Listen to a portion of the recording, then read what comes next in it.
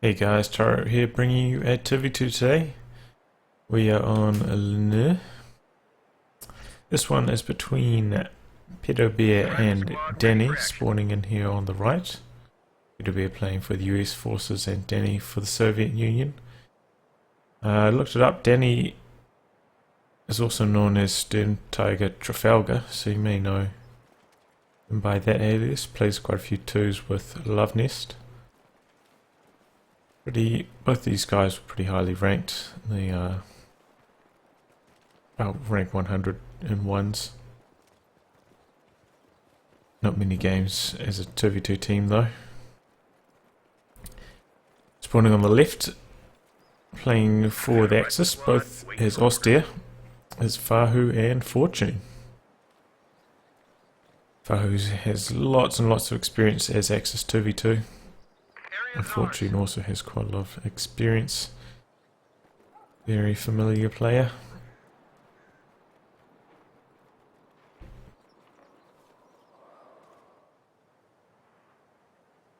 That's it. Point's ours. Check to get my volumes correct there. So Lierneux, bit of a mix of everything on this map.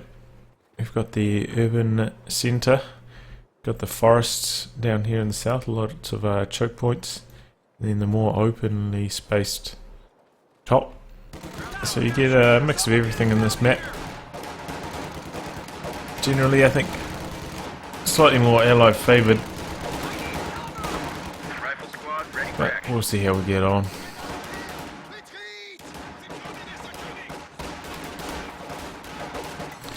Some engagements here, rifles versus greens. Rifles should win, especially if they get into close range. Engagements in the centre. So this garrison here with a lot more windows shooting at these conscripts, just stalling in this garrison for the moment. What is he doing in this? Crummy little house. He's basically just occupying all the garrisons, trying to deny them to the Axis team. That's his strategy at the moment. Looks like he's built a second engineer though, so he's gonna maybe start building some mortars or some maxims from that, I imagine. Should give him some good control in the centre. MG42 here suppressing that squad. They're gonna crawl away to safety though. They're just dancing on the edge of its arc of fire there. Rifles here on low health doing a bit of capping.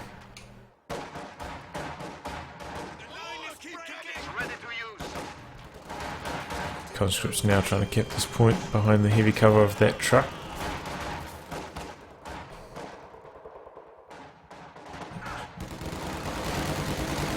Conscripts vs Pies in close range.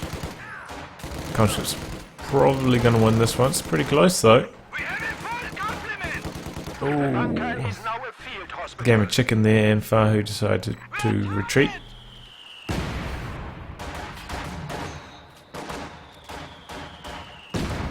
That squad's getting super low. He's going to start dropping squad members right quick, and he decides to retreat. Has he got healing? Now he's putting it up now, so that's good. Won't have to wait too long. It's quite a long retreat path from the centre, so we'll have a bit of time for that upgrade to come through. Those conscripts could not stall in that garrison any longer. They're under mortar fire, and all of these grenadiers. And comes some rifles to the centre. Hasn't upgraded the grenades though, so they're not going to be much use. Gone 4 rifles, pretty heavy rifle opening.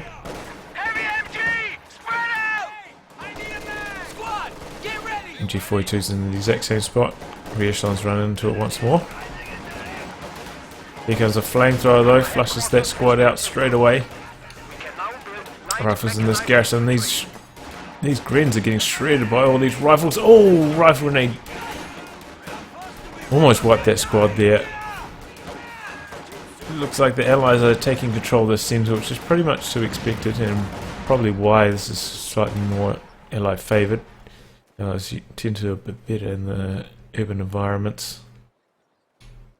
Lots of close quarters combat, easy access to flamethrowers. The sector is at risk. Enemy squad has us sighted. Retreat! And of course, Molotovs for the Soviets, also extremely useful for evacuating enemies from a garrison.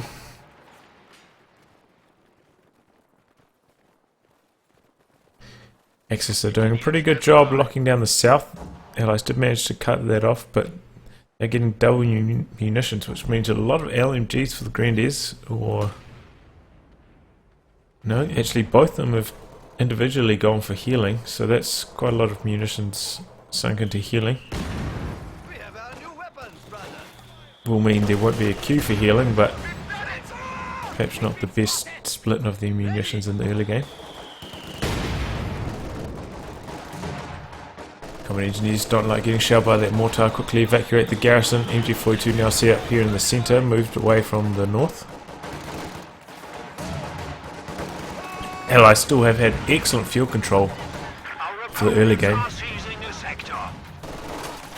pulling quite a big lead in the fuel game. Finally, something's been done about that. Pioneers trying to crawl out of the arc of fire of this fighting position, but unsuccessful. Nicely done there by Pedobear. Is finally going to get a fuel under their control now in the centre, maybe. Actually, here comes some rifles to try and change that situation. Pedobear has fielded a Stuart, and that's going to come into the centre, start causing some trouble for the Axis. And you can see Fortune's going for a 222 now, so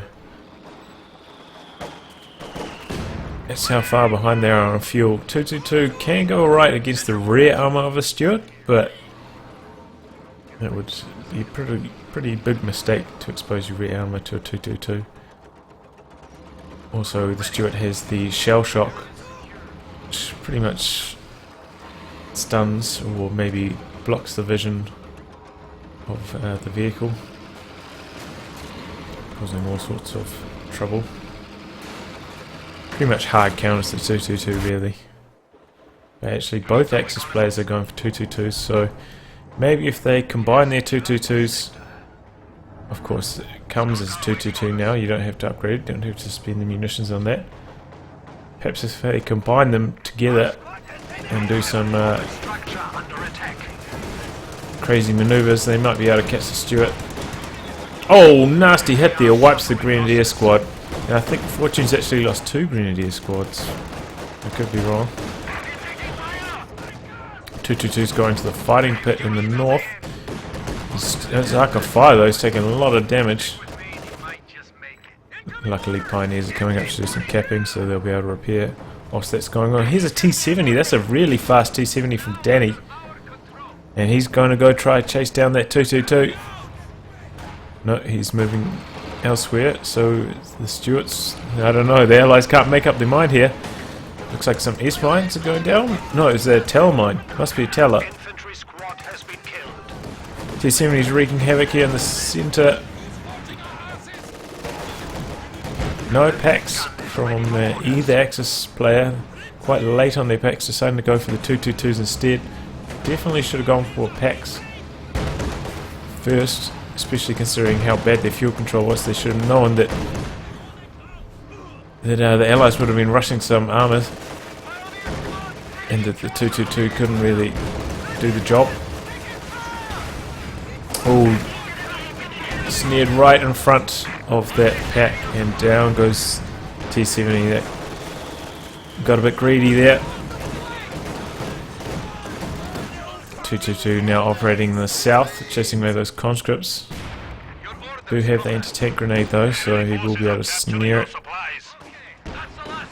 if he manages to get close enough.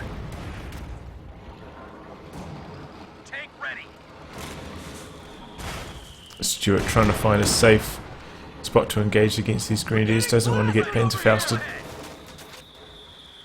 Oh, that's a bunker in the centre actually, locking down that fuel. That's a cunning place for a bunker. Looks like the captain's trying to flank it though with his bazookas, try to knock it out that way. Allies take control of the north. Look at the victory points, pretty even in terms of victory points. Yeah, our Allies actually getting a fuel cache down here, so it's going to enhance their fuel lead even further. Both packs now in the centre. It's a nasty surprise if any of these light armour vehicles run into it. And we actually see Danny going for a late half-track with the quad mount. Half-track's quite expensive in terms of manpower, 270, but cheap in terms of fuel at 30, so if you don't want to delay your tech or other vehicles too much, it is quite a sound option. He has gone for guard motor, so he'll be able to bring in the T-34-85s once he gets to tier 4. Oh, but the Stuart takes down the 222, that's what I was saying, it's really has a hard time against the Stuart. 222 in the north, that must be somebody must have rebuilt their 222. Concept's trying to get in range for the AT grenades. LMG greens are shredding them down. Quad mount is quite low. LMG greens are so nasty here. And the Axis managed to hold on to the centre. They're doing a pretty good job of locking it down. It is a heavy mortar you heard there. So it's starting to barrage the Axis fortified position in the centre. Quad mount's now being repaired. Got all its veterancy from firing upon that 222 basically. Bit of a panic retreat there. Could have reinforced it to half track, but better safe than sorry. Stuart has completed repairs, needs to return to action. Riflemen have now tech grenades. Briefly flush those greens out of the garrison, but jump right back in. Stuart now firing upon the garrison. Looks like this pack's positioning. Greens trying to get around to the flank for a Panzerfaust. Oh, nice hit by the heavy mortar. 222 returns to the north, but that will lose to the quad mount. Is the quad mount still alive? Looks like it took a whole bunch of extra damage and oh, I used overdrive on that, that's nice. Get to safety. Must have taken a pack shot. And a bit of follow-up fire from the 222. Oh, heavy mortar lands right on top of the Pack 40 there.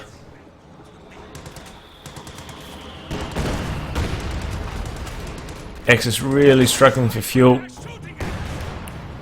This middle fuel has been decapped for a large portion of the last 5 minutes. That's really hurting them. They haven't had control of the north for almost the entire game. Poor control of the centre. They're really hurting. Surprised that neither of them went for a half track, to be honest. That's usually my go-to when I'm playing Axis. 2 machine guns and a half track. HQ has been upgraded. We are losing a sector.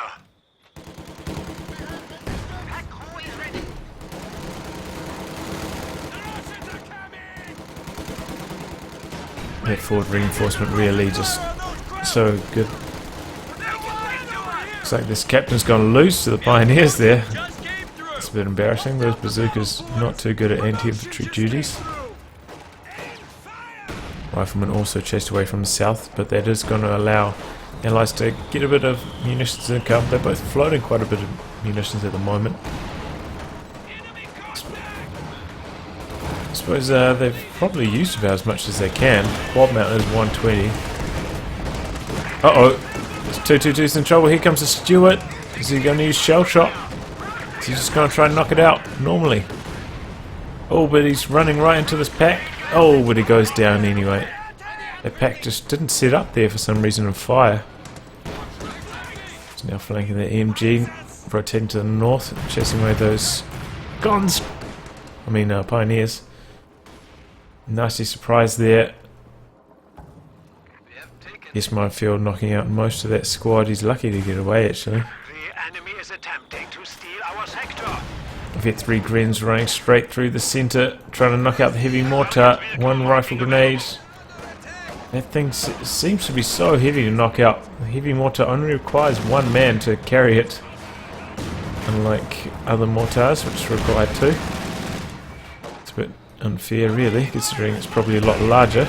Don't imagine that why he could carry it, and why it requires 2 men to carry the smaller mortars, but we'll gloss gloss over that small detail.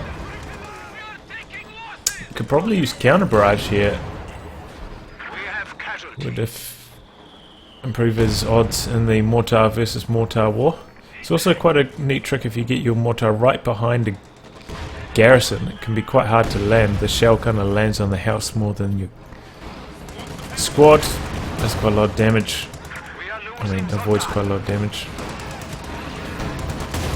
Oh, 2 shots from the pack and a follow-up Shrek. Down goes the Stuart. Sherman also decides it doesn't want to run into that Shrek squad. Cormount continues to operate in the north, doing its best. Quite fragile, but extremely powerful.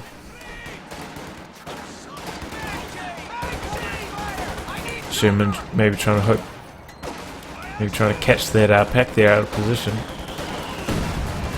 He's got him on the run now. Gets in an opportune time. He's going to try and knock out the Panzergrenadiers.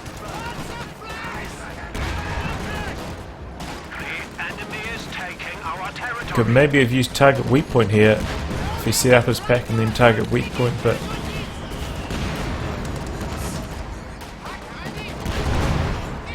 down goes the pack. Sherman's wreaking havoc in FaHu's lines. Oh, nice use of smoke there to try cover his retreat there as well. It's going very poorly for the Axis now. Their brief window is being shut down by this Allied armour once more. And they're still so far away from armour themselves. See a Stug now coming from Fortune. He's going to go for the Stug. Decides he can't wait any longer. And I agree with him.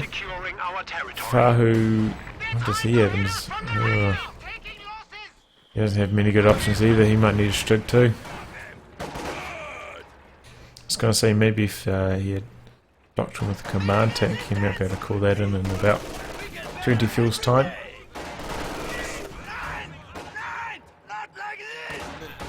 It's quite effective, the command tank combined with half track play. Create this nice protective bubble around your half track and make a really nice spearhead force.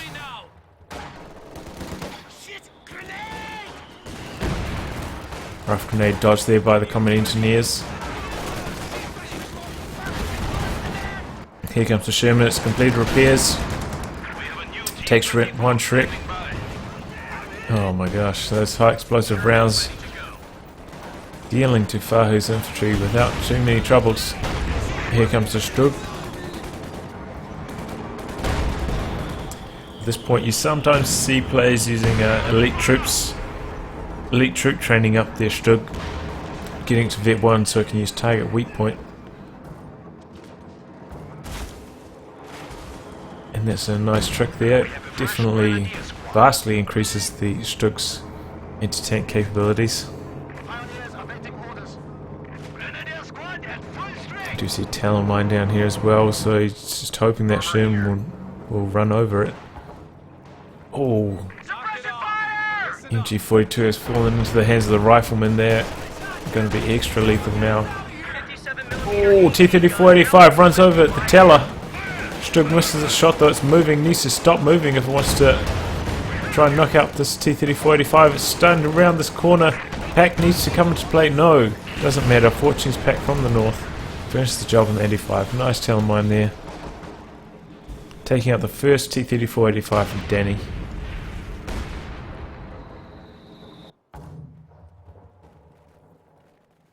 Doesn't matter though, he's not too far away from being able to build another one.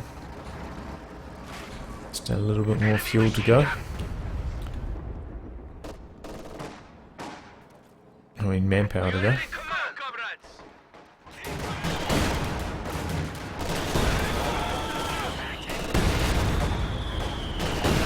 Oh! Giving mortars raining down on Fortune's troops. Still, the Axis have managed to stem the tide in terms of victory point lead. Looks like they're finally going to get the clock ticking against the Allies once more. Allies readying themselves for another push along the northern front. Grenadiers quickly retreating to the oncoming might. The capture point is under attack. Stroke and Pack open up. Unfortunately, he didn't use target weak point there. Probably would have been able to knock out the Sherman. AT grenades, but the Stroke was on too high of health. Still, it will get immobilized with the next snare. Grenadiers chasing away the M1. Probably going to wipe it. Here comes Jackson though to the north. It's going to be trouble for the Stroke. Outranges it by 10.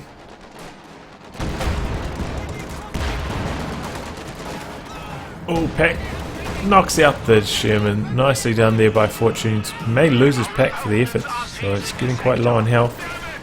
Another AT grenade immobilizes the Stroke.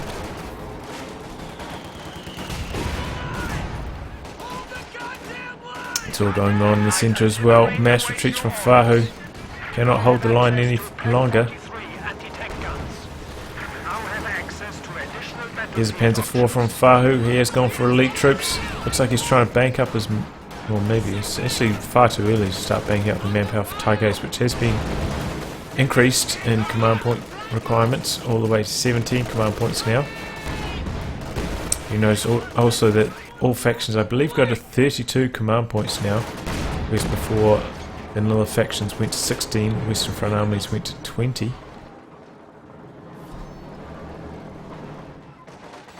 So they've increased the command point tickers, longer games, and I'd say that's probably the main driving factor for it, the increasing command point cost for the Tigers. We are losing a sector.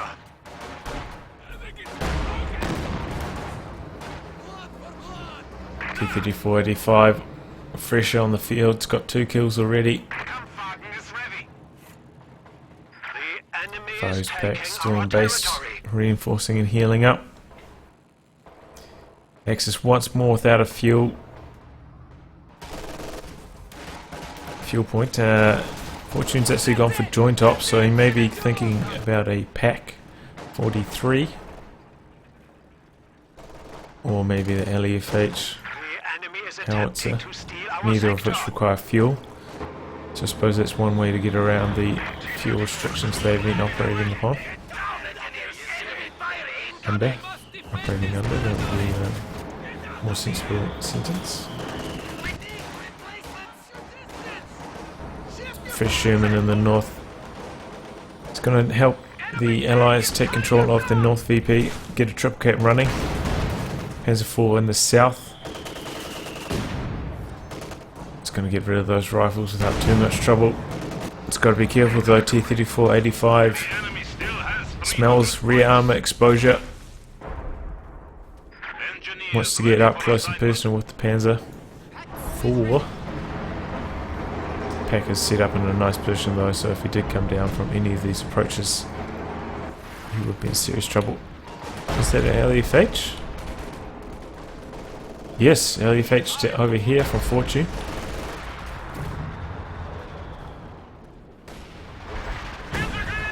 Looks like he's shelling the heavy mortar actually. Not having much luck so far.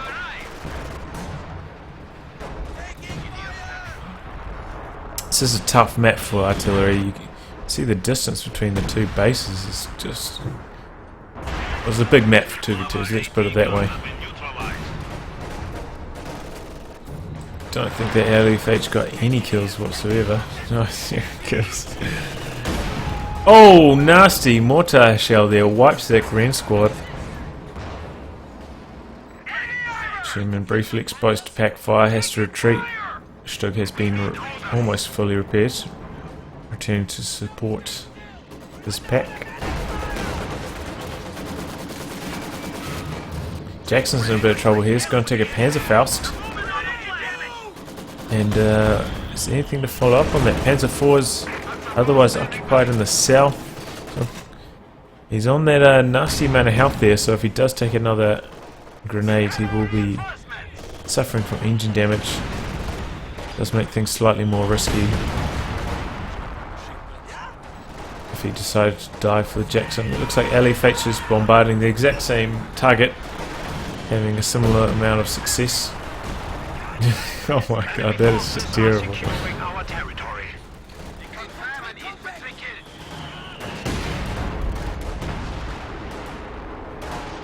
Looks like Fortune's now fielding a flak panzer. Losing a sector. Needs a mobile way to deal with all of these allied troops. So many just raining into the centre. Briefly buttons that panzer IV, it's trying to retreat. Bazookas get a couple shots off. I don't think a single shell has landed anywhere near that mortar. Would have been better saving that barrage for that raid on the centre that the Allies just performed. Here comes some fresh Panzer Grenadiers.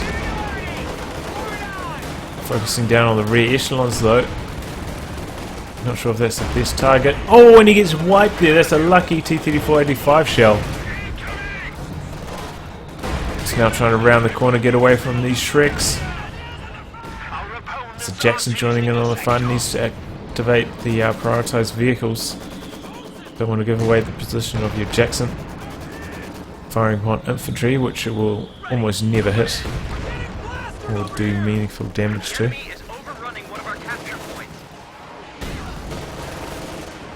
Oh, I'd say that's going to be a wipe on retreat there. Overextended that rifle squad, and that was the one with the NG fleet too as well. It's not good for Pedobear. There's enough munitions saved up for a P-47, and this could be the killing blow. If one of these Axis tanks overextends, P-47s could finish the job. Sherman and Scott in the north, Flak Panzer and Pack trying to advance. Shreks force away the T-34-85 once more. Support weapons caught without protection though. He needs to focus down on that mortar. If he gets one more squad member, that's going to die. No, he's splitting his fire between the two and doesn't get either of them. It's a second Panzer IV for FaHu actually. So and now he is banking up his manpower for the Tiger Ace.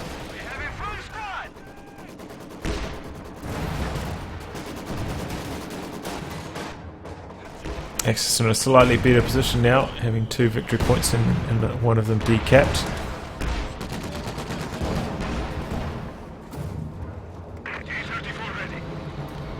Another T-34-85 on the way for Danny. Oh, Stug's staying around a bit too long. It's going to take engine damage. May get followed up upon by the all of this armour. How did that not damage its engine? I swear that's enough health. That's a lucky Stug. Doesn't matter. T-34-85 is raiding on this Flak Panzer. Takes a nasty shot. Here comes the Jackson. You don't want to lead the way with your Jackson though. Oh, and he goes down there to pack shot and the Strug. Here comes the Sherman though. He's focusing down on the pack. Flak Panzer's button now is taking a walloping from that T-34-85. Here comes P-47s, just like us saying. Doing a lot of damage to the Strug. Second strafe was actually on that dead Flak Panzer, so Strug's gonna live to fight another day. It's up to Vet 2 now. Definitely a bonus for the Axis if they'd lost that, as well as the Flak Panzer. They would be in a very tough spot.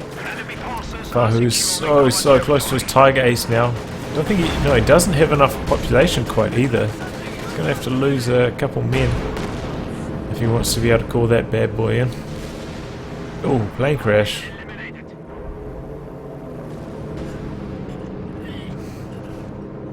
There's those trees and mild roasting. Oh, that one looks like it knocked out the mortar. Skill planes still exist. Looks like the LFH is barraging the base. Can just reach the Allied base here. Saw that shell though, it didn't even do much damage. I believe it's got some kills. Oh, that was a huge shell. I'm glad I was focused here. That was like the first good shell there. Oh, what good follow-up shot as well. Oh man, the LFH finally comes good. Here's some money shots there. Nice to see. I suppose if you fire 10 shells, one was bound to hit eventually. And light armor here in the north, trying to find an angle to engage the Panzer IV. Jackson doing a pretty good job. I think he misclicked there, supposed to use a Faust, instead use a rifle grenade.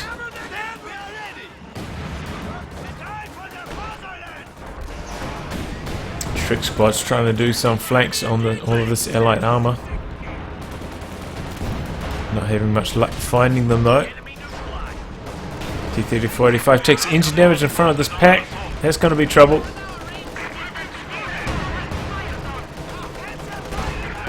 I think it's going to get away. Yep, has enough health to get away. Here comes the Panzer IV though. Oh, pop smoke in this little avenue, and he's trying to fire through the smoke. That's a cheeky maneuver there from FaHu. Don't think I've ever seen anybody do that before. Shreks, oh, find a brief line on the Jackson's gonna get away though. What was that? I think that was the Scott there. Got wrecked by the Stug. T-34-85 versus Stug. If Stug uses target weak point, it should win. Otherwise the T-34-85 should win. All the allied armor is pretty badly beat up. Needs a bit of repairs. X is starting to gain a bit of momentum now. Oh, Strug manages to find the Sherman out of position in the north, knocks it out. That's Vet 3 now. That thing's being lethal against all the allied vehicles. There's 3 of them it's managed to pick up so far. Oh, this is a very risky position for this T-34-85 to be repairing under. What's the LFH up to now? 27 kills. Must have got another couple nice barrage hits in this barrage as well.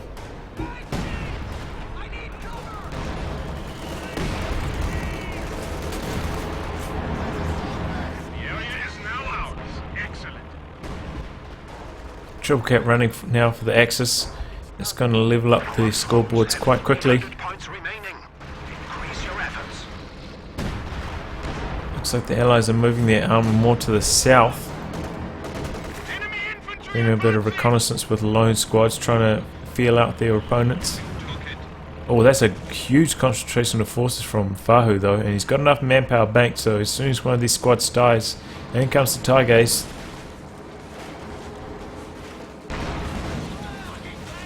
Jackson looking for a window of opportunity, unable to find any. I think those tanks just got revealed by passing through that point there. Looks like the fuel cache may go down soon as well. Pack opens up on the 85. I think that's going to get away though.